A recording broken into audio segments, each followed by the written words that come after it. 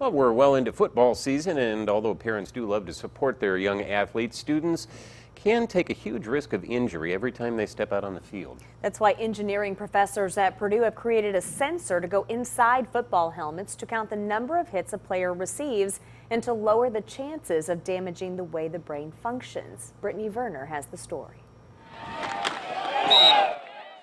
Within the first couple of months of activity, so when they go from not having done anything over the summer to starting two-a-day practices, that transition tends to lead to substantial changes in how the brain actually achieves normal functionality. Professor Thomas Talovich says young athletes can experience damage to the brain without having any symptoms at all. What we're really seeing is that those repeated blows, those repeated changes are at least causing short-term alterations in the physiology, so in other words, how the brain is really functioning.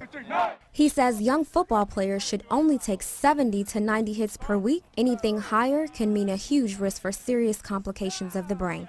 Central Catholic head coach Kevin O'Shea says they do all they can to protect their players. And we buy the best helmets available because we don't want to mess around with head injuries.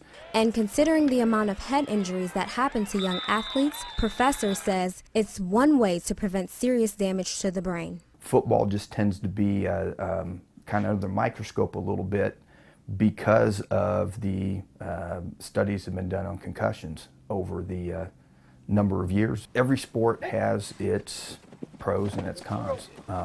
The tough thing about athletics, injury and sometimes bad injuries occur. Brittany Werner, News 18.